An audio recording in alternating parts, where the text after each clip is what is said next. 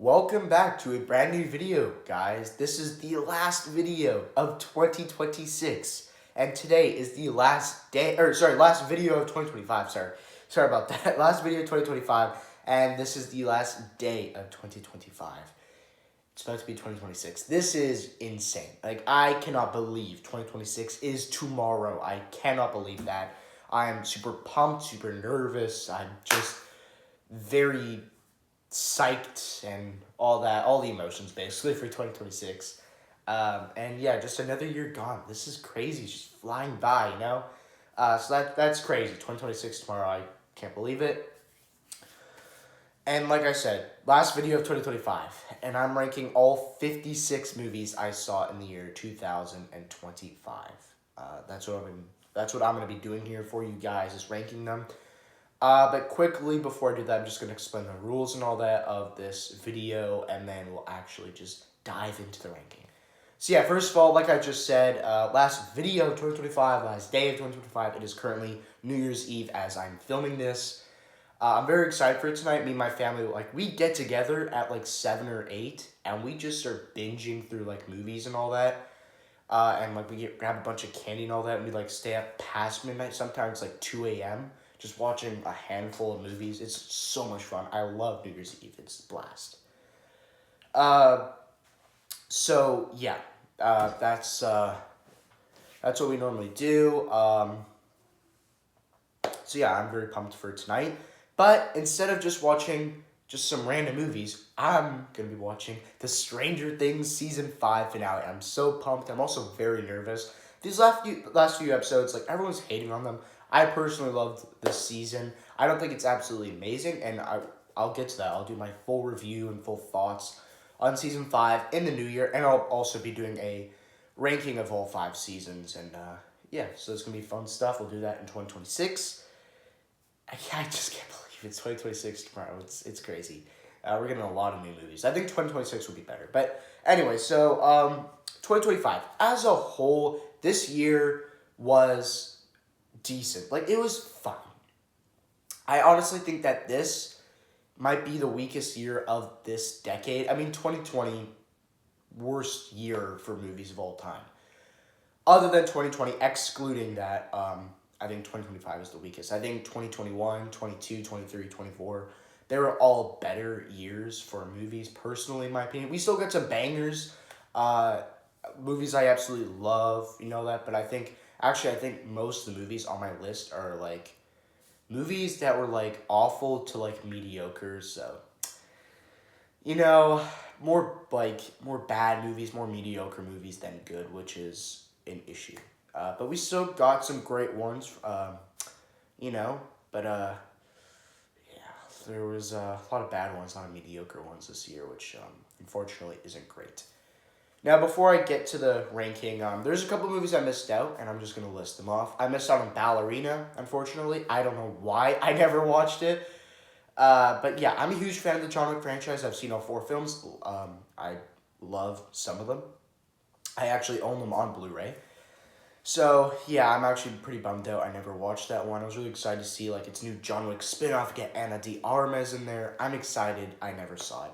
Dangerous Animals is another one. It's a shark serial killer film starring Jack Courtney, and he basically kidnaps people and feeds them to sharks. It's kind of the basic premise. I was looking forward to it, never watched it. I have no idea. I have no excuse, guys. I have no excuse. What else did I miss? Wicked for Good, guys. Oh my. I missed out on Wicked for Good. I saw the first Wicked. I saw it in theaters and all that. It was my ranking of 2024 and all that. I love that movie. It was on my top 10 favorites of the year. I think it was. I'm pretty sure. I love that film. I love the first Wicked movie. I, for some reason, never saw Wicked for Good. I wanted to see it with my sister. She, the first Wicked movie is one of my sister's favorite movies of all time. So I wanted to see it with her, but she went to the theaters, made plans with her friends and all that, so she went, and I didn't. And yeah, none of my friends really want to go see Wicked, so I was kind of stuck. Family members, aunties and all that, no one really wanted to go see Wicked for Good, so I kind of went into some trouble. So I never saw it, and also I wasn't hearing too great things about it, so I thought, just wait till streaming.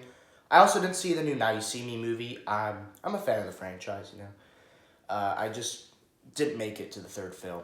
I was too busy. There are a couple other movies that I didn't see this year. Silent Night, Deadly Night, wanted to see that one. I was kind of looking forward to that. The Housemaid, wanted to see that one. Anaconda, kind of wanted to see that one, Embrace the dumb, silly fun. So unfortunately, I didn't make it to those movies. But anyway, getting sidetracked here. So I have a list right here, right in front of me, and yeah, it's all 56 films, ranked from my least favorite to my favorite. This video will not be edited at all. So from beginning to end of this video, it's just going to be, there's no edits, there's no pause, there's nothing, on the screen or whatever. It's just going to be me talking for however long it'll take. I'm not going to try and take, 3 hours like some people do when they do this type of video. I'm probably going to speed through something. There will be some movies where I go into my depth thoughts, movies I haven't talked about enough, movies where I don't even think I did a review for it, I missed out on it, and I, caught up with it and all that, and I've been dying to talk about it. So those are movies I'll go in more depth thought. But if I talk about them, my top 10 worst, top 10 best, which are 2 videos I have up and running on my channel right now, go check them out. Because those are my more in-depth thoughts of the films, and they're edited, they're proper made videos, and yeah. So if you want to hear that, then you can go check out my top 10 worst, top 10 best, because those are going to be a lot shorter videos than this, and they're also edited, and they're just properly made videos. And yeah, so if you want to go check those out, you can. And most of these movies I have reviews on for my channel, so if there's a specific movie you want to hear more of my thoughts on, you can go find that review on my up and running on my channel. Some of these movies, no. And those are the movies I'm going to be talking more about. I also have a Pepsi here with me. Caffeine booster, get me up and running so I don't get exhausted and so I don't really get dehydrated and lose my will to talk. But anyway, yeah, all right. I think we've established all the rules here, what's going on. So yeah, not edited at all, and most of these movies I have reviews on my channel, I've already explained all that. So I say, without further ado, let's dive into this. The last video of 2025. And this is my ranking of all 56 films I saw in 2025. This is insane. Such an improvement. 7 more movies than what I saw in 2024. In 2024, I saw 49 films. I saw 7 more movies, which is pretty awesome, if you ask me. 7 movies more, let's go. And maybe we can beat that. Maybe we can reach over 60 in 2026. It's just a thought, right? It's just a thought. But hey, we can make that happen, But anyway, yeah, let's just get into this. 2025 was an alright year, if you ask me. But, probably the weakest of the decade, I'd probably say. I think 2021, 2022, 2023, and 2024 were all better years for movies. I forgot about 2020 for a sec there. 2020 was the worst year of movies for all time. So yeah, but 2025 still a weaker year, but still we got some bangers this year. But actually, I think we got more bad movies and more mediocre movies than good movies this year. So that's just a shame. But anyway, yeah, established everything. Let's dive into this ranking. Okay. So coming in at 56th place, the worst movie I saw in the year 2025 was The Pickup. Like I said, I have my top 10 worst video, and this, of course, would be at number 1 as the worst movie I saw in 2025. This movie is an abomination. I hate this film. The Pickup is one of the worst movies I've ever seen in my life, and that hence is why it's at the bottom here in the 56th spot. Yeah, I absolutely hate this movie. It's awful. Nothing good in it. It's a straight-to-streaming comedy. I doubt that anyone's ever even heard of this movie. It released on Prime Video back in August or something like that. I don't know why the hell I watched it, but I did.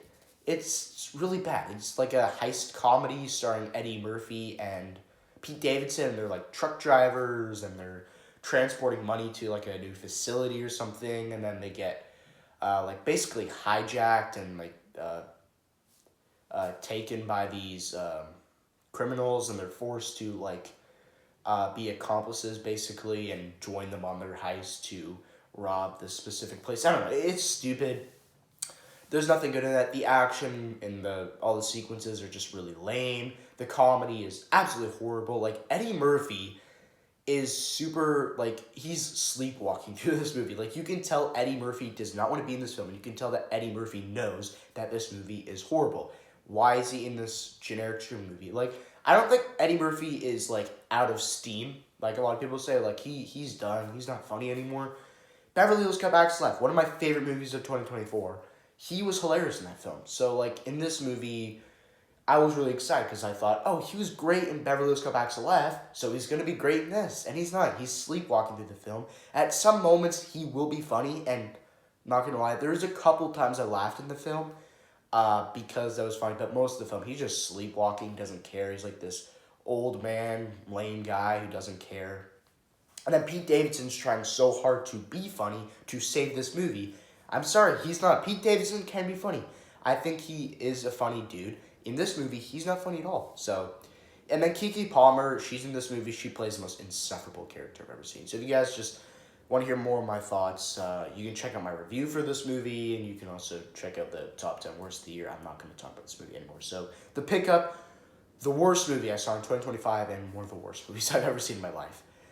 Next up, coming in at 55th place, is going to be Happy Gilmore 2. I was never excited for this movie. I'm a huge fan of the first one. Original Happy Gilmore is like one of my favorite movies of all time. Pepsi break. Sorry. Yeah, I love Happy Gilmore. Like I said, one of my favorite comedies of all time. Love it. It's an absolute classic. And this movie, I could just tell it's not going to be good. I'm sorry. Adam Sandler is one of those comedians where I can perfectly say he is out of steam. Adam Sandler is not funny anymore, all right? I don't love Adam Sandler at all. I don't love Jim Carrey. I don't find them absolutely hilarious. Eddie Murphy, like, he's one of those actors I think is absolutely hilarious. But, like, I don't know. Jim Carrey, Adam Sandler, they were funny back in the day. They're not funny anymore. They've ran out of steam, okay? Come at me if you want. Come at me. I don't care. Yeah, and from the moment the trailer dropped for Happy Gilmore 2, I could tell this movie was going to suck. And it did. It's painfully unfunny. The movie goes, like, bonkers weird in the third act with all the golf and, like, the high-tech stuff. It's really stupid. Like, can we just play a normal game of golf, please? I personally play golf. It's my favorite sport of all time. And that's probably why I love the original. But they go absolutely bonkers in the end. It's just really stupid. And then also, like, the first, 5 minutes of the film, they kill Happy Gilmore's wife, and they make him an alcoholic. And there's this joke that literally never stops. From beginning to end, every item he can find has alcohol in it. It's really overplayed. Like, every joke in this movie is used so many times, it's not funny. And this movie is also a cameo fest. Every character from the first movie either returns in this film or has a son. Like, every character. Like, even a character that was, in 1 minute of the original film has a son, or he's back and he's just really old. It's really stupid. I hate this film. So, for a minute there, Happy Gilmore 2 was the worst film I saw in 2025, but, it doesn't matter. The Pickup, Happy Gilmore 2, both awful. Next up in 54th place is Back in Action. If you guys don't know what this is, it's a generic action flick that released back in January on Netflix. It has Jamie Foxx in it, Cameron Diaz, good cast.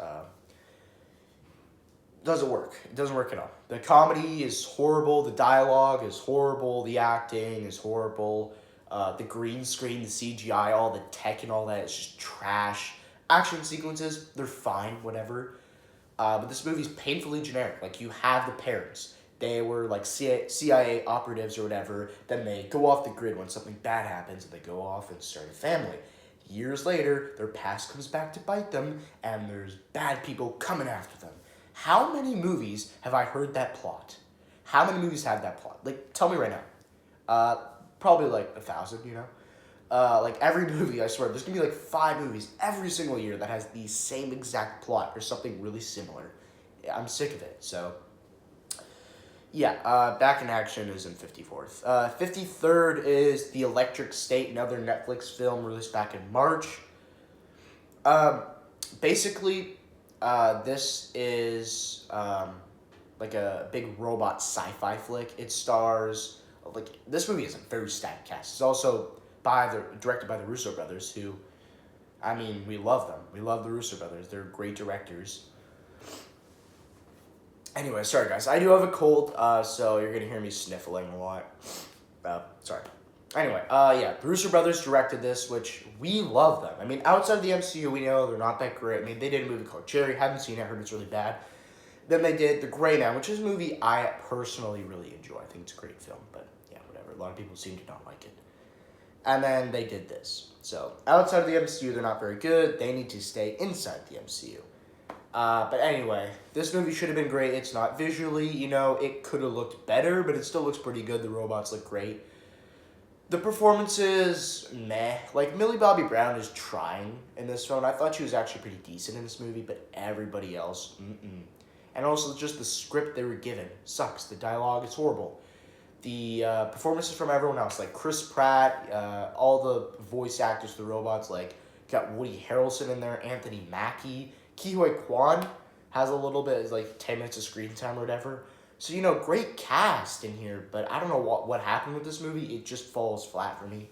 And it's also a snooze fest. It's boring as hell. So, yeah. Now, next we have in 52nd place is Another Simple Favor. The sequel to A Simple Favor, which released back in 2018, which is a movie I really enjoy. I think it's a really, creative movie. It's, it's its own thing. I really enjoyed it. I mean, that movie did not need a sequel at all, but here we are.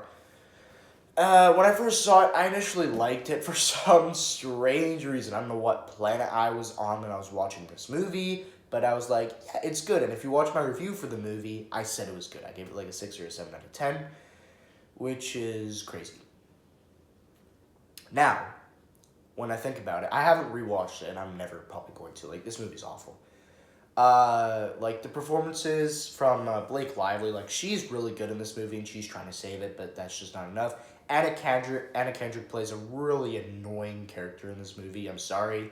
She's, trying to act all cool around Blake Lively and just, yeah, you don't scare me anymore. It actually pisses me off. She was a great character. I loved her in the first movie as this mom. She's hilarious. She's charming. She's just a lovable character. And then this movie, she's just annoying. Dialogue is horrible. Visually, the film looks terrible. I'm not even gonna get into the scene at the end when the killer, falls off a cliff. It's one of the goofiest looking scenes I've ever seen in my life. The twist reveal is terrible. This movie is just a generic murder mystery flick. It's not, something special like that first movie, so I hate the film. It's horrible. Yeah. Next up in 51st place is Fear Street Prom Queen. Yeah, again, this is another one. When I initially saw it, I liked it. It was a 6 or a 7 out of 10, so around 3 out of 5 stars. But I haven't given a proper rewatch. I'm not going to. This movie's terrible. It's a huge disappointment. I'm a huge fan of the Fear Street trilogy. Got back in 2021. A little bit of nostalgia for that trilogy. But anyway, a new spin-off, heck yeah, it just turns out to be just a generic whodunit slasher film that has absolutely nothing to do with the Fear Street trilogy. They mention what happened in the second film, because it's kind of it's close, it takes place in 78. This is somewhere in the 80s. And they mention what happened to that, and of course, they live in Shadyside. That is it. Nothing else to do with the franchise. So it's just its own thing that just took the Fear Street name, got us all excited, and it's just a lame whodunit slasher. That just sucks. Now, the kills are great. They're very gory. They're brutal. I love it. So the kills are decent. That's probably why I liked it the first time. I was just distracted by the great kills in this movie. But, yeah. And the twist is the most obvious twist I've ever seen in my life. It is so predictable. And the way it's executed and the motive of the killers is horrible. So, yeah, terrible movie. Next up in 50th place is Snow White, the live-action remake. Yeah, this movie, it sucks. Now, there's, one or two elements I liked. I think Rachel Zegler, she's trying so hard to save this movie, and I thought she was pretty good. She has a great voice, so it works out perfectly for her being Snow White. No, I thought she was pretty good. Everybody else sucks. Gal Gadot is horrible in this movie. I do like her in some movies, which is a hot take, but she's just terrible in this movie. One of the worst performances of the year. Like every word she says, it's so awkward and out of place in the movie. It just sucks. CGI for the dwarves is terrible, and it's just a terrible reimagining of this classic. Even though I don't even really like the original. I don't even know if I've actually ever seen it, and I don't really care. It's like the first ever Disney movie or something. I don't know. It sucks. 49th place, Fountain of Youth, Apple TV Plus movie. Sorry, Pepsi break. Yeah, it's like an adventure action flick starring John Krasinski, Natalie Portman. And I'm convinced that this movie was written by AI. I'm convinced. Whenever someone speaks in this movie, it's so like awkward. It doesn't make sense. Like, how could a human being actually write this movie? So yeah, I'm convinced that this movie was written by AI. The writer probably just took the script and then gave it to ChatGPT. Write me a script for this movie. And that's what we got for Fountain of Youth. So it turns out bad. The plot is also, like, they took this plot, I swear, they took this plot from the Pirates of the Caribbean film, On Stranger Tides. Movie I hate, but I'm convinced that they just took the same plot. And kind of, like, gave, like, an Indiana Jones style to it almost. Just a futuristic one. It doesn't work. I was really excited for this movie. It sucks. The action sequences are decent in this movie, but everything else just sucks. Big disappointment. 48th place is Love Hurts. So this movie I was really excited for. I was pretty looking forward to this film.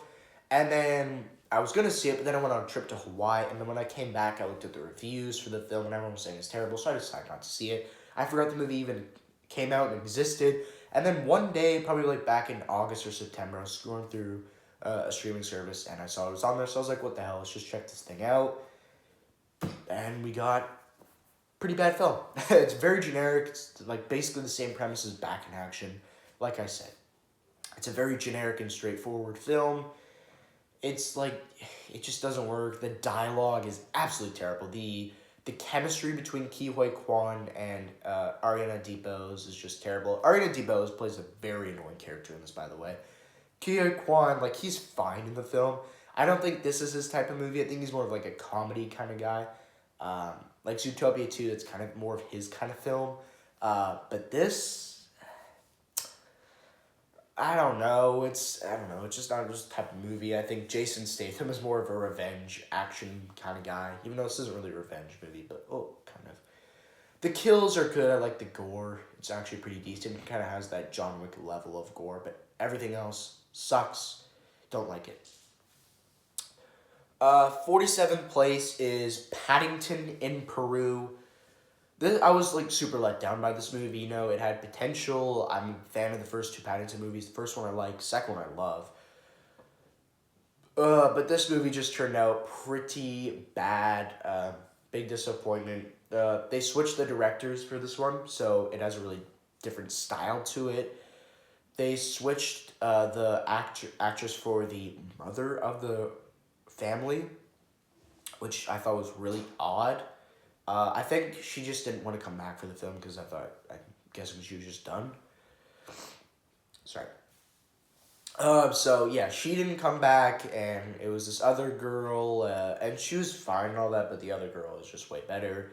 This movie should have done more with the jungle setting. It doesn't. The villain, like this movie's, I didn't really laugh much. It was mediocre, but I was so disappointed that I just bumped it to bad. Like, it's a pretty bad movie, so. Yeah, okay, now we're getting to the new stuff. So that was, like, my top 10 worst movies of the year, so I have all those 10 movies on the other video of top 10 worst of the year, so if you want to go check that out for the more edited, I keep saying that, but yeah, that was my top 10 worst. Now we're getting to the new stuff. Okay. So, 46th place is The Old Guard 2. Now, a lot of people are going to have this in their bottom 10. This movie's bad. When I first saw it, I thought it was okay, but the more I think about it, it's like, it's between mediocre and bad, whatever one works for me. There's some stuff I like. I think the action was pretty decent in this movie, but, yeah. It just doesn't work. The dialogue sucks. The performances in this movie suck. No offense to Charlize Theron. I thought she tried to do good in this movie, but it just wasn't the best. You know, uh, the villain is pretty weak. Her friend that comes back in this movie, I forget her name, but from the first movie, where she like drowned or whatever, she actually is pretty annoying in this film. And the movie ends in a cliffhanger. This movie should have been, this movie could have been like a full length film that didn't have to leave in a cliffhanger. They could have just had the final battle and all that and whatever, but instead they don't do it. This movie is like an hour and 40 minutes long. When the first movie, it might be I'm pretty sure it's around like 2 hours and 20 minutes or something like that. So I'm very curious why this, by The Old Guard 2, was not 2 hours and 20 minutes, because I'm pretty sure they could have just completed the story of that film. They did not need to end it on a cliffhanger. But for some reason they did. I don't know how they're going to make a third movie of this. I don't even know if they will at this point, because everyone hates this film. And, I mean, I'm not going to judge you. This movie sucks. Yeah. This movie would have been in 10th place, but, Paddington Bear was, so much more disappointing. I'm not, the biggest fan of the first Old Guard movie. I like it, but it's not I don't love it or anything, but I was still looking forward to this movie, and, yeah, big letdown. Okay, next up, 45th place is a Minecraft movie. Now, we're getting to the more, mediocre stuff. There's a lot of mediocre movies. It's going to take forever. A Minecraft movie, it was fine, as you can tell. There's stuff I liked about it. I walked into this movie thinking it was going to be, the worst movie ever made, but, it was fine. Visually, the film looks really weird. The comedy, I laughed, I had a fun time. If you just embrace the silliness of this movie, you need to do that. If you don't do that, you're going to find this to be the worst movie ever made. But if you embrace the silliness of the film, you will find it to be a mediocre, just a dumb, fun movie. Jack Black is playing himself. Emma Myers, she's just in this movie. Jason Momoa was kind of the standout. He's kind of this cool video game dude, so he was kind of funny. But, this movie was just yeah. I didn't walk out liking this movie or anything. This is a movie I would never watch again. If someone is watching it, if my little cousin is watching this movie and there's nothing else to do, yeah, I'll sit down and watch it with her. But I'm never purposely going to throw the movie on the TV. So, yeah. Another Pepsi break, but what's next? Okay. This is a hot take. This is going to piss all you guys off. I swear, everybody loves this movie. There was one person I've ever found on the internet who actually doesn't like this movie with me. And then my friend who I went to see this film with, actually, his family also went. We all walked out thinking this movie was bad. And that is one battle after another. Everyone just clicked off the video. Everyone just clicked it off. Everyone loves this movie. Everyone loves it. I was going to say hate, but everyone loves this movie. All the rankings I've seen from, all the different movie YouTubers, everyone has this in, their top 3. A lot of people have this in their number 1 spot, and I am just pissed. This movie is bad. It's a bad film. Visually, I think it's kind of cool how we have this, 80s style to it. The action sequences, there's not a lot in here, but what we do get, it's decent. I think the ending with, that chase sequence at the end was actually pretty thrilling. I liked that with, the road. The shots and all that, pretty stylish. I liked it. And the music was actually pretty good. Everything else sucks. There's a lot of messed up crap in this movie that, I just don't like that. Sexual, behavior and all that. That's really all I'm going to say, because it's more of a family-friendly channel. Sorry. Sorry. But anyway, yeah, there's sexual behavior. I really just don't care for it. It's weird. It's messed up. I don't want to watch it, unfortunately. There is some of it. There's no nudity in this movie, but, there's a lot of stuff in it that I just really don't like. It's a very depressing movie as well. I just couldn't, connect with this movie like everyone else did. For some strange reason, people love this film. It's like the most praised movie of the year. But anyway, yeah. 43rd place. This is a movie I just watched recently. I watched it a couple days ago, maybe a week ago. No, I watched this movie like on Boxing Day, I think it was, so not a week ago. Watched this movie last Friday. That is Regretting You. So this released back in October. This is a romantic comedy, kind of like a rom com. It's based off the book by Colleen Hoover, if I'm not mistaken, and it stars McKenna Grace, Mason Thames, Dave Franco. I forget who the other girl is. I don't think it was Alison Brie, was it? I forget the other girl, but yeah, it stars all of them, and basically, you have these like four high school sweethearts where you have the two guys, the two girls, and yeah, they're couples, but two of them who were like this girl and this guy who were dating separate people of the friend group, they are different. Like you have this guy and girl who are dating the other two characters, but they are more like. They like to drink beer and have a blast. Or the other two are more kind of like anxiety filled, aware of stuff, and they're not like daredevils when it comes to everything. They're not much of party people. And eventually they start to question their pick of who they want their partner to be. And eventually, they have babies, they get married and all that, they live happily ever after. But still, they still question their pick. Why are we dating these people? They're just wrong for us. And then two of the characters who are dating the other two, they go on a car ride. It's the father of McKenna Grace's character and the best friend of the father character. And they go on a car ride, and then they get into a car accident, and they die. And it turns out they were having an affair. And that's basically the premise. And then you have McKenna Grace's character, who's like the daughter of the girl, or the daughter of the father who died. And she falls in love with this other guy, and she's just trying to deal with her trauma, and yeah. That's kind of what's happening. And I thought the movie was fine. The performances are the dialogue is it's pretty generic dialogue, it's nothing it's something you've never seen before. Like, it's definitely something you've seen before, 100%. I'm sorry, guys. I keep have to sniffling. This will help. Anyway.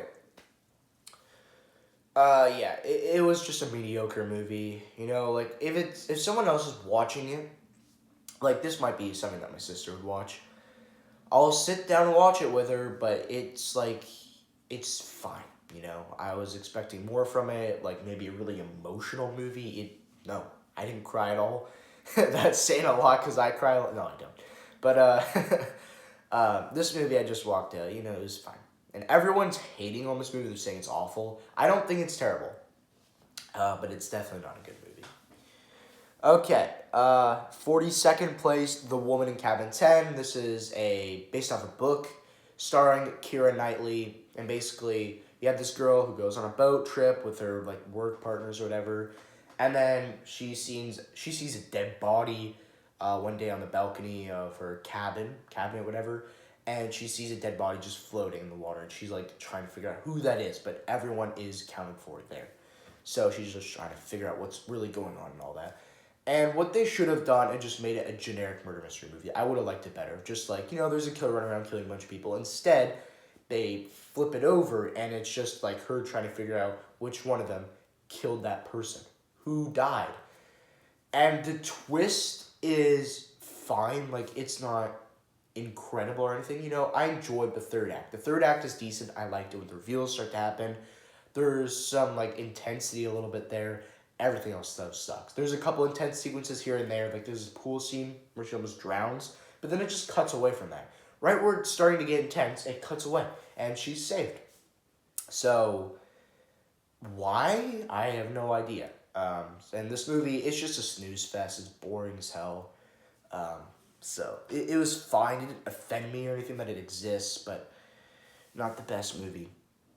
41st place. 41 is Elio, another Pixar film. I almost didn't want to see this movie, but I caved. I went, and it was fine. I think it handles depression, loneliness, and stuff well. There's another movie that's in my top 10 that handles it way better, but this movie still, as a kids movie, it handles it well. There's some emotional moments there, um, and there's some cool things, but I think this movie is kind of weird where you got this kid who just doesn't feel like he fits, so he just assumes that there's aliens in the world and, hey, take me up. Which I think this movie misses the point of aliens. I'm a huge UFO guy, just saying. Like, I think UFO movies are really cool, and I'm very fascinated with aliens. And this movie just missed the whole point. The kid assumes that there's aliens. He doesn't have any evidence. He just assumes there's aliens in the sky. They're gonna pick me up. They're not killers. They're just gonna party with me and all that. Like, it misses the point. You don't know if they're good or bad. Like in Independence Day when the people are on the roof cheering, they're like, oh yeah, these guys are awesome. And then they blow them up. Why in this movie does he just assume that they're good guys? Like, it's just really stupid. It's a sweet movie, but again, this is a film I would never choose to rewatch. If someone's watching it, maybe I'll join them if I have nothing else to do. But this is not a movie I would ever purposely throw on. I can say that for almost every mediocre film. It's just, this movie was fine, It's watchable. Nothing else to say. The animation was decent, but yeah, nothing else to say. 40th place is Dogman. Now, I grew up with the books, but between the ages of like 6 and probably 10, I read the books. I loved them. I had them all. Big fan of the books. And when they announced the movie, I was like 9 or something, so I was really excited. And then the movie finally came out this year, and it's been like 3 years since I've actually read the books, so I wasn't really that interested. I just wanted to see it for my sister. My sister, back in January, she read the books. She doesn't read them anymore. But I thought, it'd be a good experience. I still remember enough from the books where I can, spot, props. I can spot cameos of characters, whatever. I know who these characters are. So, I could still have a good time with it. It was fun. It was kind of fun. There's some really sweet moments with little Petey and his father, who's actually voiced by Pete Davidson. So there's some sweet moments there of about parenting and all that I enjoyed. Dogman, kind of sweet dog. It's cool. The animation's nice. I think this movie's just too bonkers and it's rushed. It is rushed, man. It's like an hour and 30 minutes or whatever, and it just rushes the entire film of so many things to take in. They just take elements from every book and just jam it into this one movie. And so it's just really confusing, complicated, and just out of nowhere. Oh, this character appeared, this one appeared, this one appeared. It's just a very rushed and jammed movie. So, yeah, it was fine. It was fine. 39th place is Lilo and Stitch, the live-action remake. When I saw it, I thought it was another break, guys. When I saw Lilo and Stitch, I thought it was decent. I liked it. But the more I have thought about it, the more it's the more I didn't like it. The ending misses the point of what's so good about the original of, I honestly forget her name, of the older sister staying with Lilo and living happily ever after. And instead, they make it so that she leaves and goes to fulfill her dreams. And for some strange reason, she just leaves her sister to get adopted. Why? Why would you do that? Also, they replaced the villain with Jumbo. They make him the villain instead of the shark dude for some strange reason, which I'm sorry, but Jumbo's also good. So, I don't know why they made him bad. It's not that hard to just get another CGI alien. There's some fun sequences, some good comedy. It was fine. All right, it was fine. Would I watch this movie again? Sure. I wouldn't put up a fight to watch this movie again. But I think this movie completely misses the point of what's so good about the original film, and I grew up with the original film, so kind of makes me upset. 38th place. Okay, this is a movie. Hold on, I'm just going to take another sip. This is a movie I saw on Christmas Eve. So this is like the second latest movie I watched. And for I don't know why. I watched it on Christmas Eve, but like a bunch of my family members just invited me to go, so we all went together. Saw it on Christmas Eve in theaters, and that was Five Nights at Freddy's 2. I did not grow up with the games. I maybe played the games one or two. That's it. One or two times. Sorry, I'm not speaking English, am I? But yeah, one or two times. That's it. And yeah, that's all the experience I had. I never watched the first film, so I watched it for the first time like the day before, or no, the same day I was actually gonna, no, the day before I was gonna go see the second film. So I watched it. The first movie's fine. It's fine, and I was really excited for the second film. Even though I was hearing terrible reviews for it, I was like, this movie's just it's gonna be a bigger movie. I think I'm gonna like it better, and I was severely disappointed. I was severely. I have this above Lilo and Stitch because Lilo and Stitch was just more disappointing. Misses the point of the original film, and I grew up with the original film. I didn't grow up with the games or anything, so Five Nights at Freddy's, don't really care. But I still was really excited for the second film. I thought the trailers looked great. I was just so looking forward to this movie. And it had potential, it had merit, but it just ended up sucking. Yeah. Like, all my family members, we all just gathered and we walked to the theater and we're like, that was bad. That was bad. So, sorry. Yeah. I think the Marionette is a really cool villain. I thought there were some great jump scares in this movie with the Marionette, and I thought it was creepy as hell. The possession it does with McKenna Grace's character, or Abby or whatever, the possession is great. The jump scares of the Marionette is great. So the Marionette, great character. I hope they bring the Marionette for the third film back. Really loved it. There's a couple other sequences, there's some good kills, even though most of the kills are off screen, there's still some good kills. There's other great jump scares from other characters. Really it. So this movie's watchable. I can have some dumb fun with this movie. Maybe one day I'll just be in the mood to check this film out again. And I can have some dumb fun with it, but still pretty dumb. The characters are all horrible. Mike is a really mean character to Vanessa, where Vanessa I liked her in the first movie, I liked her in this film, and Mike is literally being a brat. The entire film is just stay away from me and my daughter. You're not telling me these things, which, yeah, it's annoying. But Mike is just trashing on her the entire film. It's super annoying. Vanessa also, yes, she has a bunch of things, and throughout both of the movies, she's just revealing these secrets. It's so random. She just has this information, she tells it, and that's how things work now. So, I think it's pretty odd. And then Abby is the most insufferable character ever. I hate the Abby character. I don't care if she's young. She makes the most, oh my gosh, she makes the most, crap decisions ever. The most insufferable decisions you could ever make in a horror film. How many times, she keeps, saying, oh no, I miss my friends and all that, which I'm pretty sure they tried to kill her in the first movie. And then they undo that and they make her friends just friends of hers, We're all good. We're good. It's super stupid. And, just hearing that, I want to go back to my friends, is the most ridiculous thing I've ever heard. And, just all the decisions she makes in the film just absolutely piss me off. I hate it. Hate the character.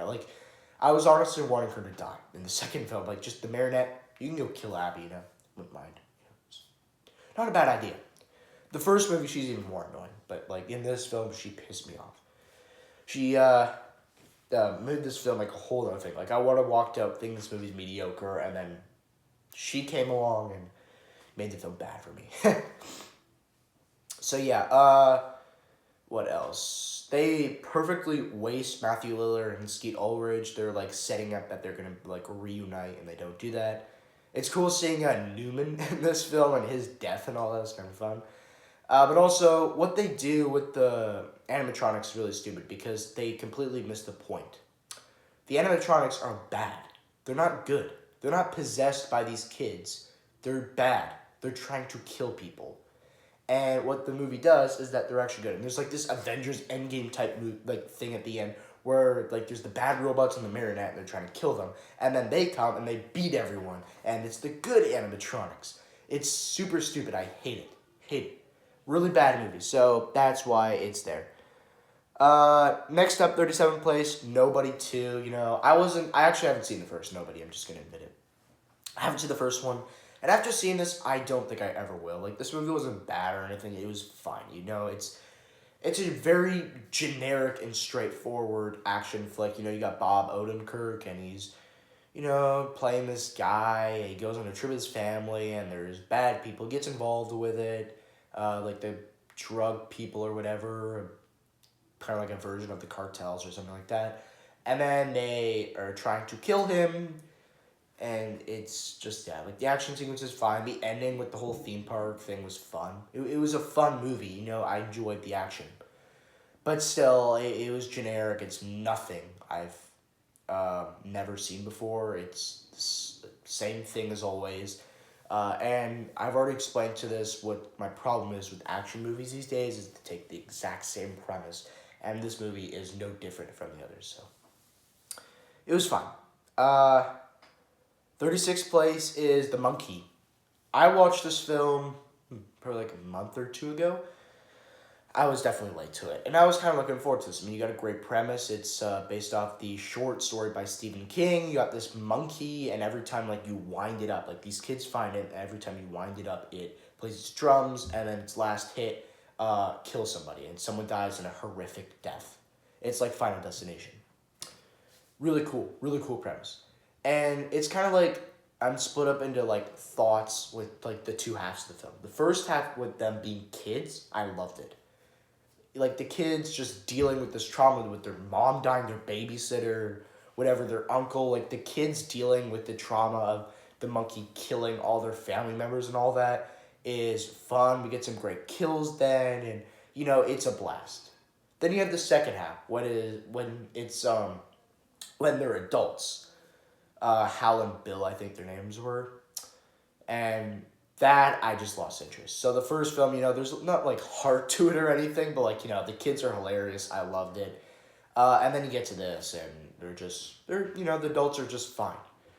The characters, they're fine. I mean, you have this father-son relationship, and it was fine. So the characters in the second half of the film and they're adults is just, it's empty. It feels like a really empty film. The kills are gory as hell. This is the goriest movie of the year. I can just fully say that with full passion. This movie is the goriest film of the year. Probably one of the goriest movies I've ever seen in my life. Man, this movie is nasty. There's this bee kill. I literally fully had to look away. It is a nasty, brutal film. And the ending is dramatic. Basically, you have the monkey and it's basically destroying the world. Plane crashes are happening. It's a really ridiculous movie. And a little bit of Rohan Campbell, he's in it. So it's a fun movie. Excuse that noise. It's someone turning on the blender. Maybe there's a dead body in it. I'm just kidding. But yeah. So the movie, it was watchable. It's fine. But not a movie I'd probably ever go back to. It was kind of disappointing. Next up, 35th place, The Amateur. This is another movie with a pretty generic premise. But there was potential here. I kind of wish the movie was rated R, but, it's fine. But I thought there'd be, really creative kills, and there is. I mean, you have that pool scene where, he has, the remote, and then he, it, controls, the glass beneath the guy with the pool, and then he falls. It's kind of a cool premise. There's a couple other ones. There's, this gas one where the girl can't breathe, and he puts, this toxic gas in this whatever place. And then there's, And it's basically the guy getting revenge because these four members of a heist, they killed his wife, who's played by Rachel Bronson. I don't know if I'm pronouncing her name right. But, yeah. So he's going on the revenge. And,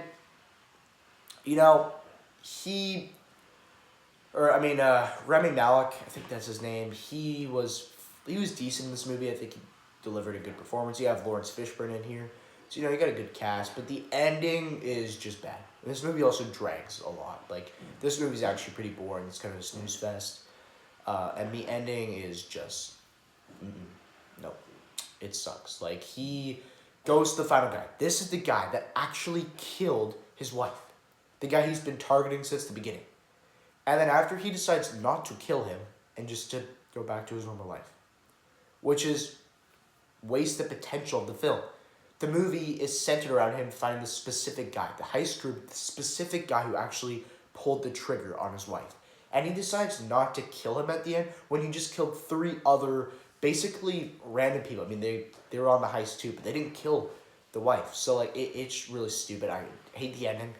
Everything else, though, it's fine. I watched this movie actually on my birthday. I wish I saw Sinners for my birthday, I'm just being honest. But, the movie was at least kind of decent. I mean, I would watch it again. My dad went with me. He enjoyed it. So, it's not the worst thing ever made, but still not a movie I love by any means. Now we have the bad guys, too. And now we've reached the point from 34 and onward, movies I actually go more positive on than negative. Bad Guys 2, I had a good time with it. The first movie is fine, I like it. This movie, it's another one, it's fine. I enjoyed it. Some good heist moments. You got Sam Rockwell in here. It's enjoyable.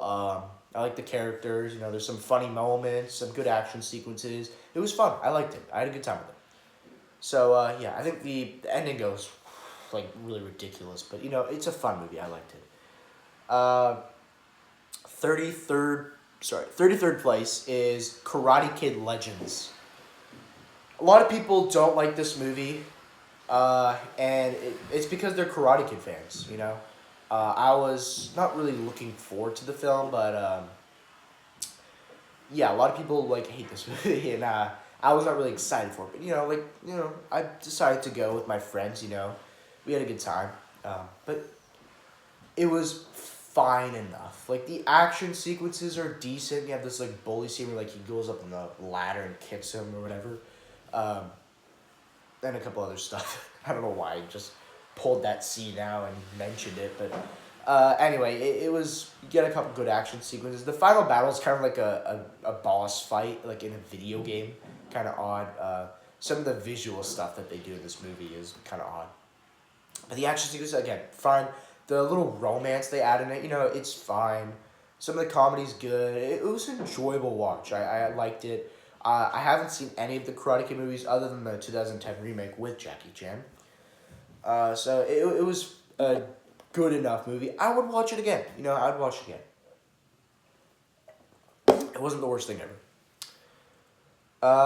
32nd place is Heads of State. Okay, yeah. 32nd place, Heads of State. This is a, if you guys don't know what this is a direct-to-streaming, comedy action flick starring John Cena and Idris Elba. A little bit of Jack Quaid in there, too. And, I liked it. It was a dumb, fun movie, but if you just embrace the silliness and the ridiculousness, you can have a good time. Alright, you can have a good time. And this movie's actually pretty funny. There's some good action sequences, so, I had a good time with it. Is it a movie I would ever specifically want to watch again? No. But if I'm, in the mood for just, a movie that doesn't take itself so seriously, it's just a dumb, fun action movie, this is the type of movie I'm going to throw on. Not specifically, but this is, the type of movie that I would probably throw on. And if you guys like dumb, fun action flicks, I definitely recommend Heads of State, because, it's alright. I liked it. 31st place is Tron Ares. Now, the more I've thought about the film, the more I've liked it. You need to see this movie in theaters, for the great visuals. Visually, Tron, all the Tron movies, no, not the first movie. The first movie has some of the worst visuals I've ever seen, but Legacy and Ares, amazing visuals, love them. The score by Nine Inch Nails in this movie is great. Yeah, so that stuff's great. Some of the action sequences I enjoyed, but everything else just Jared Leto, he's fine in the movie. Everybody else, fine. The villain motive is ridiculous, but I enjoyed the movie. I had a good time, so I'm not gonna complain about the film like everybody else is. But it was an enjoyable watch. I liked it. I had a good time. So, yeah, that's all that matters. In 30th place is Freakier Friday. Freakier Friday, okay. I love the first movie. It's a comedy classic. Really enjoy that first film. This movie I was looking forward to, and it is a ginormous step down from the first movie, I can admit. But this movie was still fun. A lot of people didn't like this film. I enjoyed it. You know, it was a good time. Sorry. It's funny. This time around, you got 4 people instead of 2. You got Lindsay Lohan and Jamie Lee Curtis, and then 2 other cast members. I'm so sorry. And you know, they're enjoyable to watch on screen. Again, the comedy is really good. The ending is actually surprisingly really emotional. When like you have Lindsay Lohan and her daughter, well, not her daughter in real life, Lindsay Lohan's character and her character's daughter like just apologizing to each other and all that. So it was pretty emotional. And it was fun. It's the same movie as the first one in a sense. Like, you're bringing back characters from that, almost like a cameo fest again. There's some jokes from the first movie. Like, it's a very similar movie to the first film. Just a little bit different, obviously. And, you know, it works on some standards, but, like, again, not all movies can just follow the same formula as that first movie, and it can be good. This movie was not well received, as you can tell. But, you know, I enjoyed it. I would throw this movie on again. You know, I liked it. Maybe I'll like it even better the second time. But, anyway, yeah. 29th place is The Naked Gun. Okay. Now, this is a hot take. I don't like the original Naked Gun movie. I plan to, like, watch the trilogy of Naked Gun movies with, Leslie Nielsen before this new one. I started the first movie, and then after I finished it, nope, I decided not to watch the other 2 films. I couldn't do it. It's not like the first one was terrible or anything. I thought it was fun, but I'm one of those people that doesn't like dumb comedy movies. I like legitimate comedy that's actually funny. Like Freaky Friday, Mean Girls, Happy Gilmore, throw Beverly Hills Cop in there. Like, those are movies that are actually hilarious. They're not like the most stupid comedy movies out there, like Naked Gun. Naked Gun is purposely a really dumb comedy film. I'm one of those people that just can't handle it. I can't handle it. I don't find it funny. There's a couple laughs, you know, here and there, but most of it I didn't really find funny. This movie, the 2025 film, I did. So the original I think is a mediocre movie. This movie I thought was a really good film. You know, I had a good time with it. It's a painfully generic film, you know, but still enjoyable. I like how Liam Neeson is more like a serious actor, so like he's bringing that serious vibe into this movie, but like using it as a comedy weapon, and it was pretty funny. It was pretty funny. So I enjoyed the movie. It wasn't the best thing ever made. It wasn't one of the best movies of the year, but I still enjoyed it. I think it is overrated, though. Everyone's praising this movie, one of the funniest movies of the decade and all that. It's not, but I still enjoyed this movie, and this is probably the only dumb comedy movie that I can actually enjoy. I don't know what it was about this movie that I like better than the original, but whatever.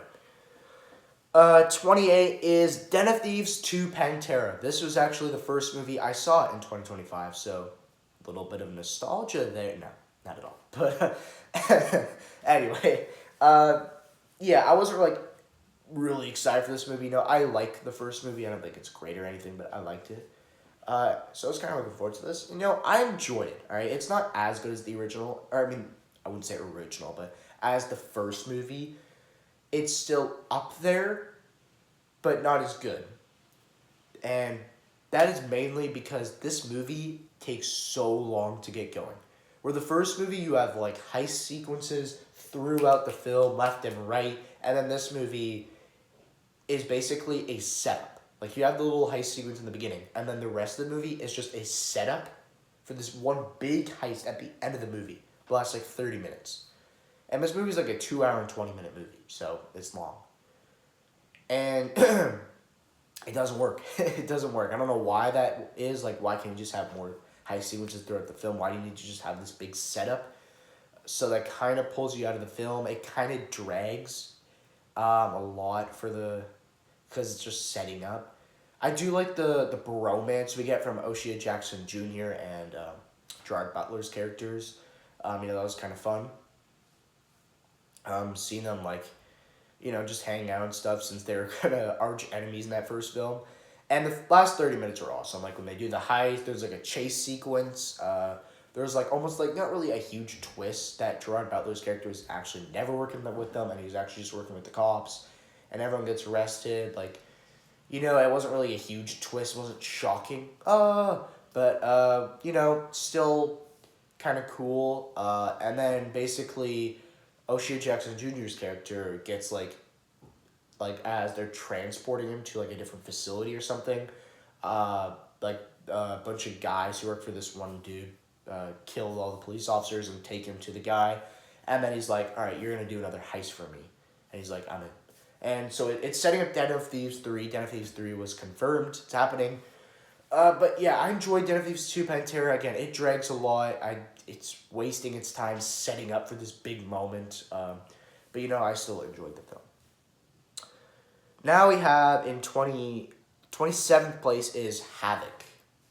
This is a action flick that dropped on Netflix, and you know, I enjoyed this movie. Tom Hardy, it's starring Tom Hardy, and you got Forrest Whitaker in there. You got oh my goodness, I forget his name. But yeah, it's a pretty good cast. You know, the action sequences are really good in this movie. It's a very gory film. Like, oh my gosh, this film is brutal. But the biggest problem with this movie is the shaky camera. Like, holy crap, the shaky camera is insane.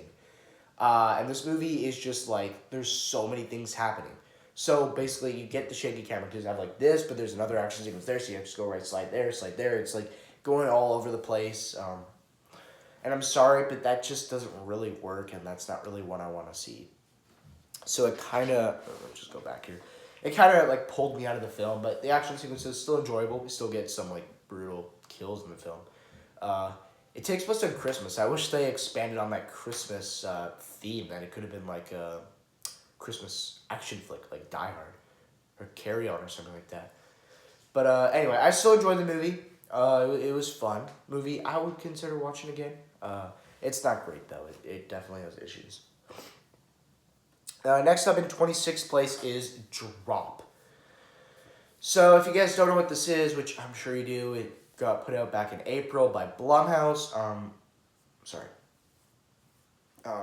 By Blumhouse. And basically, you have this widow mother who goes on this date with this guy, and leaves her sister to babysit her son, little Tommy, or I don't know the kid's name, just kidding.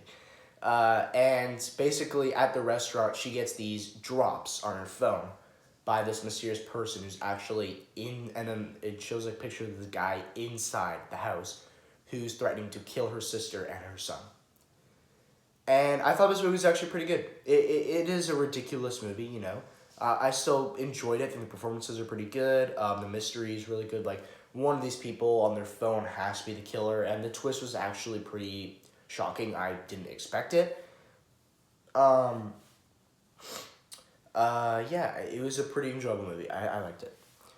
Next up in 25th place, one of the most recently, I cannot talk, one of the most recent movies I saw this year. That is Hell of a Summer.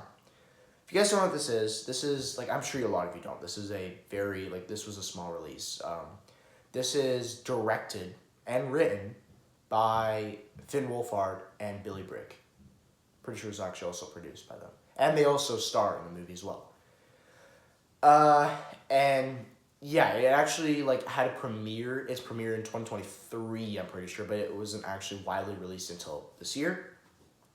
And it's basically poking fun at, like, 80s camp slasher films.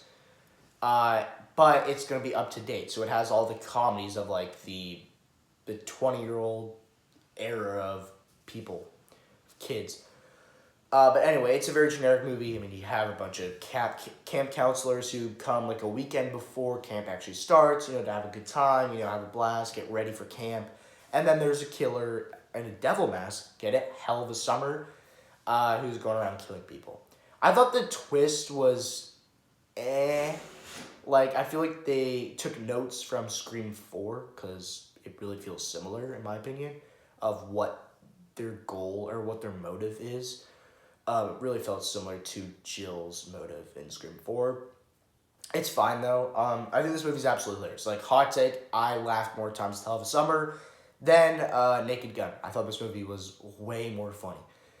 Fred Hettinger, it's one of those. Sorry if I pronounce his name wrong. He is the highlight of the film. Like, he is absolutely hilarious. I love that guy. He's in Fear Street. He's in Gladiator 2. Like, this guy is absolutely hilarious. I loved him in this movie as Jason. He's like the camp counselor, like the oldest, and like how they mistake him for being like 45. He's like, I'm only 24. He's hilarious. His performance is great. He's actually pretty good.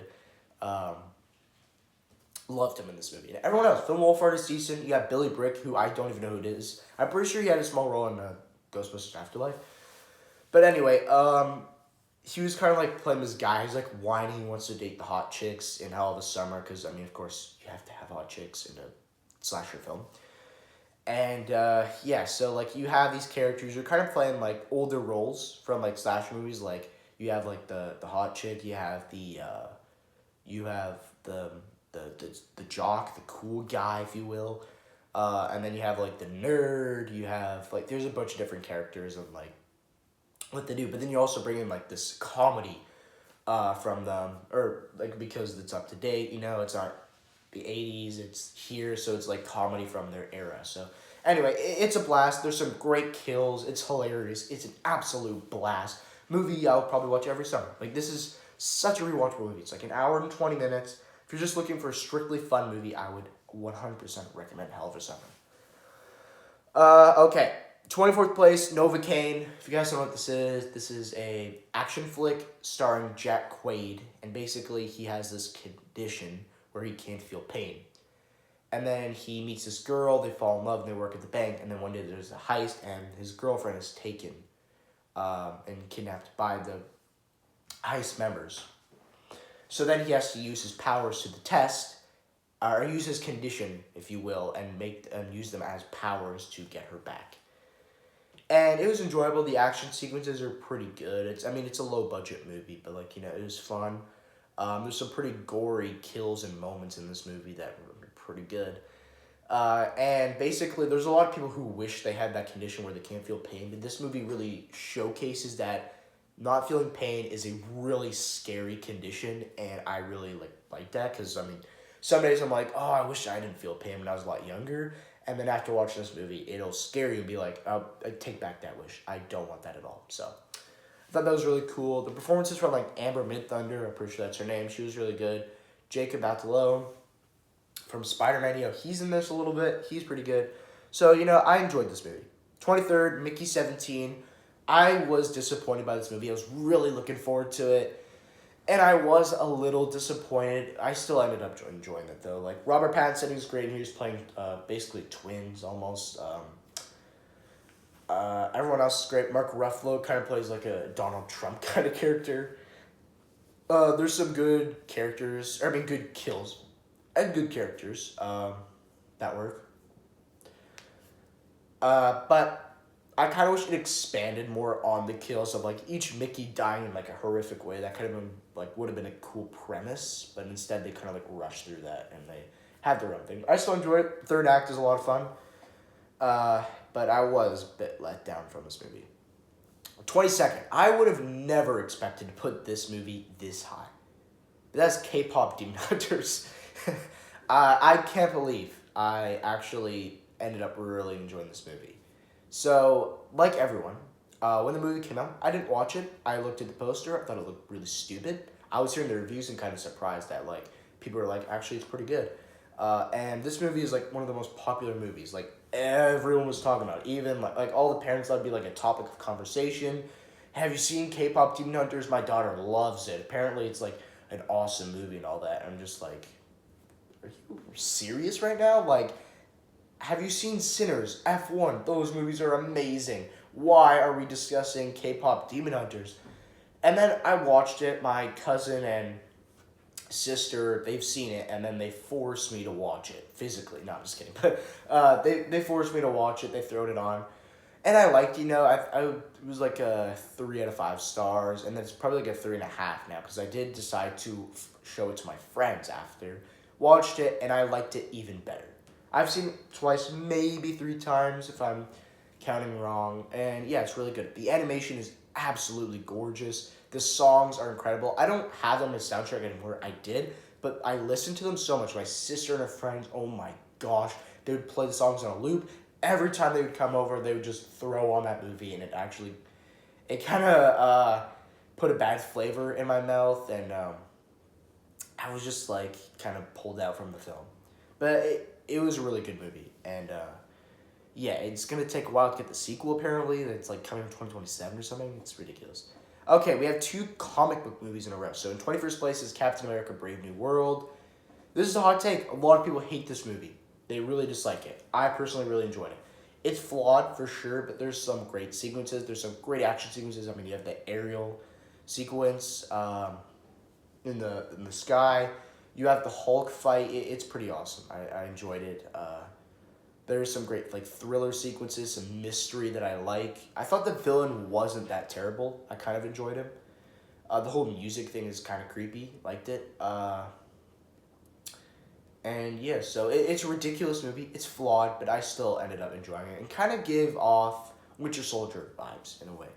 And then in 20th, just slightly above it, is The Fantastic Four First Steps, which is like it's a very divisive movie. There's some people who love this movie. Like it is in their top 10 favorite movies of the year. And then there's some people who really disliked it and tend to trash on it. And when I saw it with my family, a lot of people did not like it. Like a lot of my family members, because like when they come down, we have this like annual thing where we go see a movie, and like on Christmas Eve we saw Five Nights at Freddy's 2. In the summertime we went down and saw Fantastic Four. So we kind of do this thing, and yeah, they did not like it. I enjoyed it, and everyone was kind of like trashing on me because I enjoyed it. And they're like just gave me like a whole list of things that they didn't like about it. But it was an enjoyable movie. Visually looked great. The performances are actually pretty decent from like Pedro Pascal, Joseph Quinn, Vanessa Kirby, and Evan Moss, and it was great. The action sequences are pretty decent, especially that space sequence was awesome. And then you also have the sequence with Galactus, which I think could have went on for longer, but I still enjoyed it. Yeah. Okay, so now we've gone through all that. This is the top 19 now. Okay, let me just look at my sheet here for a sec. Okay, so number 19 is going to be Final Destination Bloodlines. Yeah. Now, I've actually never seen any of the other Final Destination movies. This is, I'm new to the franchise, and I need to watch the other 5. I don't know why I didn't decide to just binge through the franchise, but I just decided to watch Bloodlines and not the other 5. I need to watch the other 5 for sure. And I'm going to. I actually really want to. And I really enjoyed this movie. I thought it's kind of cool. I do know what happens in the other 5, unfortunately. I got it spoiled for me, like the endings and some of the kills in the films, unfortunately, so that's a shame. So this was the only movie that I didn't really know much about. So that's probably actually why I decided to watch this movie. And, again, yeah, really enjoyed it. I thought it's really cool how we're focusing on this family and how it's kind of cool how, like, you don't have these, like, teenagers or whatever who survived it, and now death is hunting them down one by one and killing them with horrific ways. Oh, my goodness. Another Pepsi break. I'm sorry, guys. Yeah.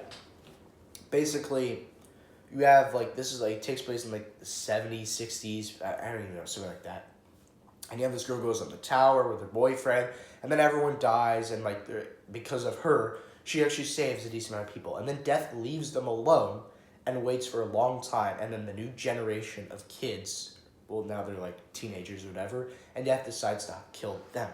So it's kind of a cool little mix-up. It's, like, the same thing, but it's also not. It's really cool. This movie has great kills in it. I mean, you have, like, the scene with the lawnmower where it goes in the guy's head. You have the garbage truck kill, which kind of looks ridiculous, but, it's pretty decent.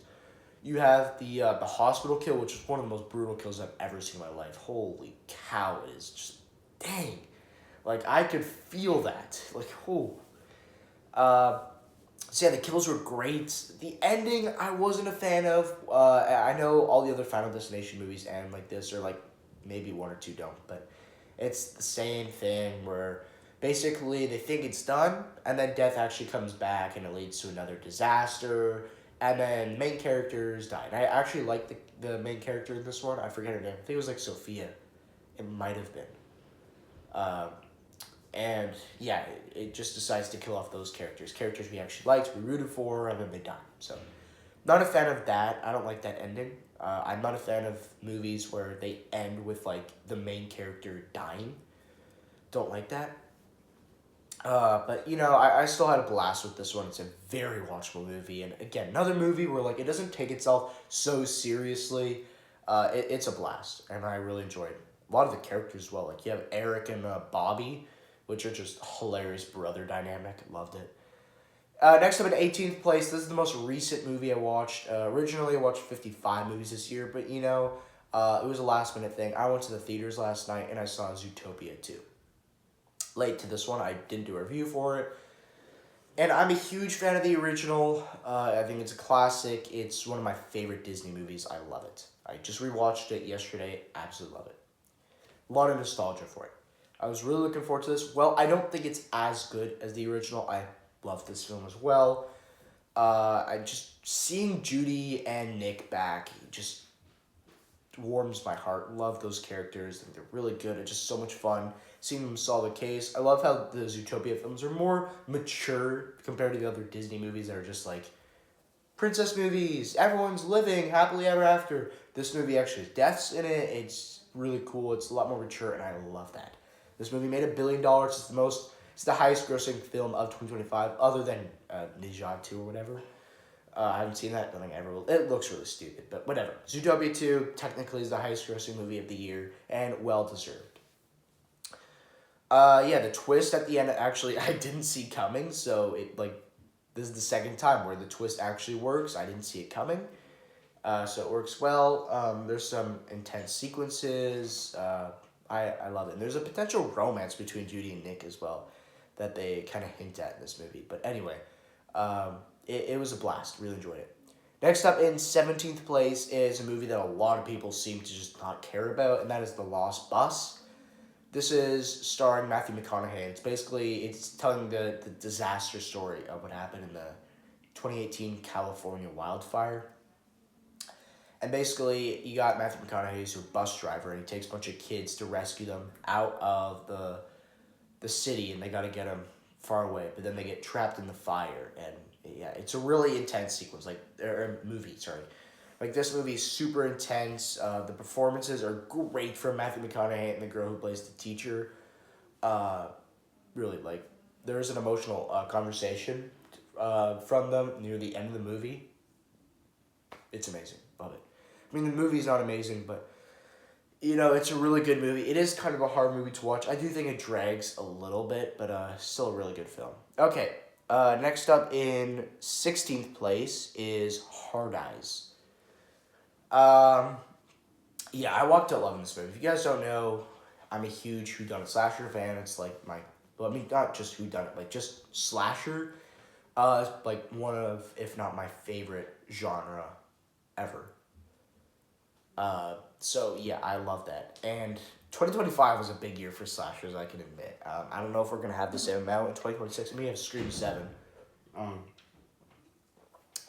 Which is kind of like the slasher franchise. Anyway, Hard Eyes is kind of similar to that. I mean, you have this, like, it's a rom-com just mixed with slashers in it. So you have, like, all merged together. And you have the Hard Eyes Killer, which is a really cool look. I think this killer has potential to become a horror icon. And basically, you have the killer, and every Valentine's Day, the killer comes around and just hunts down couples. And I think it was done well. I think the kills are great. I mean, you have the beginning kills, which are like this couple who get married, whoever proposed or whatever, and then the killer comes for them, kills the boyfriend, then goes running, and then she goes in this like random facility, and like there's this like mushy thing. I don't know what it exactly was, but like she goes inside of it, and then he locks her in and like smushes her. Like it's a pretty brutal kill. There's another one where like you have he like stabs this guy in the mouth. Like there's some brutal kills in this, and I really enjoyed it. Again, look at the killer, amazing. The killer has potential to become a slasher icon. But there were a couple things I wasn't the biggest fan of. I think it held back a little bit, and the twist wasn't amazing. but still really enjoyed it. I think the performances are great. I love the chemistry between Olivia Holt and Mason Gooding. Really enjoyed that. I like their little romance they go through, their stages. The movie's hilarious. Really enjoyed the comedy. And like I said, the kills are great. Everything else is really good. And we also have Jordana Brewster in this movie, which is just so much fun. Seeing her, I love her in horror movies. So like, it was fun seeing her in this movie as like this detective. So really enjoyed the film. Absolute blast. Next up in 15th place, another whodunit slasher film, Clown in the Cornfield. Love this movie. I could say I love this movie. There's a couple issues. I think the movie is a little generic. I mean, you think it is generic for the first half, and the second half it goes in a wild, different direction, and I think it's really cool. The twist reveal I actually loved. Like, I think the performances are just wacky, and their motive and all that is fantastic. I love that. I love the vibes that this movie gives off. It's like this really isolated. Well, I wouldn't say isolated, but like it's a very small town that doesn't really have much. Kind of a disgusting town, if you will. And just like it's just done really well, and I ended up having a blast with that one. Okay, in 14th place, The Gorge. This is another movie like Hard Eyes, The Gorge. Movies I'm gonna watch probably every February. I think The Gorge is a perfect romantic film. It also has like elements from other things. Kind of not really a comedy, but like it's kind of a little bit in there. It's an adventure movie, an action film, a thriller, kind of a sci-fi movie. Like it's there's a lot in there. And I think it's done well. And actually, to tell you the truth, the first hour of the film is just focused on the romance. And I actually forgot it was supposed to be like this action thriller with aliens or monsters or whatever. And then once it gets that, I don't think it's as good as the romance. I think Miles Teller and Anya Taylor-Joy have a great romantic chemistry in this movie. It works so well, and I'm a little bit bummed out that we actually had to leave from that. But, it still works. And the soundtrack's pretty good as well. So, really enjoy it. 13th place, How to Train Your Dragon. I'm not going to spend much time talking about it. I think it's the same movie as the original. There's barely any difference, but the original is my favorite animated movie of all time. So I have a lot of nostalgia for the film. So seeing the live action version and hearing Test Drive in the theater is actually pretty sweet. So I walked out loving not loving the film, but I have a lot of nostalgia and I had a great experience with it. Am I ever going to watch live action again? No, I'm not, because it's the same movie as the original. The original is my favorite anime movie of all time. But I still ended up having a great experience, so that's why it's here. It probably could drop down a few spots, whatever. But still, I had a great time with it. In 12th place is The Accountant 2. Nothing much to say, I really enjoyed it. The first movie, I don't like at all. I think it's a mediocre to bad movie. It's very generic. Nothing much happens. This movie I really enjoyed. I think the thriller aspects are there. This movie's intense. The action sequences are awesome. The shootout at the end is awesome.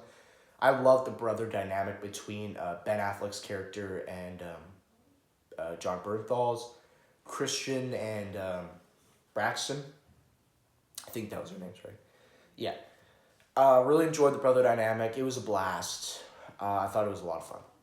11th place, this is an extremely hot take. And that is I Know What You Did Last Summer, 2025, the Legacy sequel. Everybody hates this movie. I haven't talked to one person who actually liked it, other than the friends I went to see this movie with. And they didn't even love the movie, actually. I thought this movie was a blast. Now, it has a couple issues. I think the twist reveal, I'm just going to say it, of Ray being the killer is horrible. It actually makes me upset that they did that. That's really my only issue with it. And the whole third act is very rushed, and just again the reveals are super bad, and it doesn't work. But I still really enjoyed it. I think there's some great kills in this movie, and I think Stevie as the killer kind of good, but still I think the ending not that great. After the third act with the reveals and all that, the ending is not that great, but really enjoyed the characters. I think Teddy, played by Tarek Withers, and Danica, played by Madeline Klein. I think they're romantic, not the romance between them, but as characters, They're absolutely hilarious in this movie. And a lot of people are making fun of Madeline Klein's performance in this film, which I think is just wild. I think she was hilarious in this movie, and she definitely carried the film. I think Ava's a decent final girl as well. So, I had a good time with this movie. It was a blast. And just, seeing the slasher movie in theaters, because I didn't see any other slasher film in theaters. Like, I didn't see Hard Eyes or Clown at Cornfield in theaters. So, seeing I Know You Did Last Summer in theaters just was a blast, and I just love slasher so much. Now, getting into my top 10, I'm not going to spend the whole day talking about these because I have a video that discusses them. So, I'm not going to, talk about them so much. But Jurassic World Rebirth is in my 10th spot. I thought that this movie was awesome. That's another hot take. A lot of people don't like this movie. I personally had a blast, and it's probably just nostalgic reasons. A lot of people, I have a lot of nostalgia for the Jurassic franchise. I grew up with it. When I was a lot younger, I loved it. Between the ages of 5 and 10, I loved the franchise, watched it all the time, so I have a lot of nostalgia for it. So just hearing the Jurassic Park music in Rebirth was so good, and seeing it in the theaters, just loved it. Visually, the film looked awesome. I did actually like the characters. I thought the performances from Scarlett Johansson, Jonathan Bailey, and Mahershala Ali were really good. There's some good kills and all that. I do think the movie plays it safe. I think it's ridiculous, and the family characters suck. But I still thought this movie was awesome. 9th, Roofman. Really enjoyed this one. I think it's a great story. Channing Tatum delivers one of the best performances of the year. Kirsten Dunst was great. I love the romance between them. I love how he's a father figure to her kids. I thought this movie was hilarious. It's thrilling. It's intense. I loved it. It has all the genres. 8th is Wake Up Dead Man, Knives Out Mystery. This is, in my opinion, the best Knives Out movie. I've thought about it, and I do need to rewatch Glass Onion before I make that decision, but yeah, Wake Up Dead Man has the best mystery of the 3 films, and probably one of the best mysteries I've ever seen in my life. It's super intriguing. There's some really thrilling sequences, and the reveal is just incredible. 7th place, Mission Impossible: The Final Reckoning. This movie, if this movie was the last Mission Impossible movie, I would be 100% fine with that. I think it just ends the franchise well. And a lot of people are saying, no, it's just a rushed movie or whatever. It drags too much. It doesn't drag for me. It has issues for sure. I think there is some parts where it's it's kind of botched. I still enjoyed it. I think the action sequences were pretty disappointing, but the stunts were absolutely insane. You have the submarine sequence, super thrilling, and then the plane sequence, super intense. Loved it. 6th place, Superman. One of the best comic book movies of the year. It's tied with another comic book movie. We'll get to that in a sec. But I thought this was the best DC movie of the year. It's the only DC movie we got in this year. But thought it was a lot of fun. Action sequences were great. I think it has a great story of being good and all that. Of what Superman does, and I think this is just the proper Superman movie. Even though Man of Steel I do defend, I think this movie was a more proper Superman film. Superman being this really nice guy.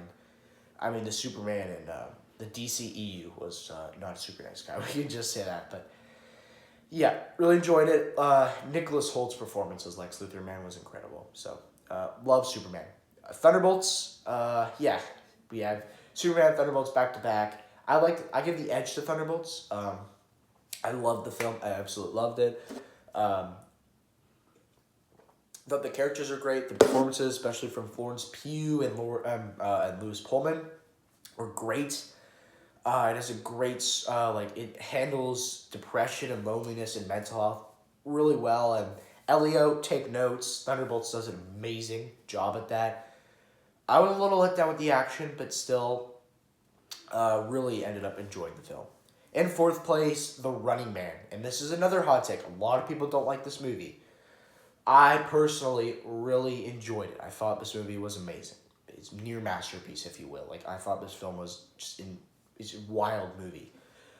I did not expect that. I thought this movie was just going to be a straight up action comedy. It is not at all. This movie has elements of a comedy, but it's more of a serious film. It's very intense. Every single action sequence is super intense. It's thrilling. You're gripping your chair. You're at the edge of your seat. It's insane. The performances from Glenn Powell are just crazy. It is amazing. Third is Predator Badlands. You know, this movie's awesome. I haven't seen any of the other Predator movies, but this is my introduction to the franchise. uh, Still really enjoyed it. Visually looks great. Looks like a Star Wars movie. The action sequences were awesome. I loved this movie. There were a bit of problems. It kind of takes that MCU humor and puts it into this film. So at one point it's hilarious. At one point you're just like, oh my gosh, this is MCU like humor. Get this out of here. But yeah. My runner-up, second place, second best movie of the year is F1. Loved it. I had a great experience with this one. It's intense. It's thrilling. It's like it'll make you cheer and just dance. I don't know. Just cheer up in the air, you know. Maybe dance a little. Brad Pitt is great in here. Javier Bardem. Everyone else just fantastic. Like, is just great. The soundtrack. This movie has the best soundtrack of the year, in my opinion. It'll just get you going. And this is by far one of the best sports movies, if not the best sports movie I've ever seen in my life. But coming in first place, the creme de la creme of 2025, the best movie I saw in the year 2025 was Sinners. Sinners means a lot to me. Like, this movie isn't just a generic horror movie. This movie actually has, like a whole story of music, and I love the telling of story of music in this movie. I think it's done so well. This movie is just done well. I mean, you have great kills in this movie, you have some scary moments, but this movie is just done so well, just telling the story of music. The performances are amazing from Michael B. Jordan playing twins here, Haley Steinfeld, everyone else, the new guy. This was his debut film. He had the other guy who played the main vampire. Everyone was fantastic in this movie. This movie's kind of a musical as well.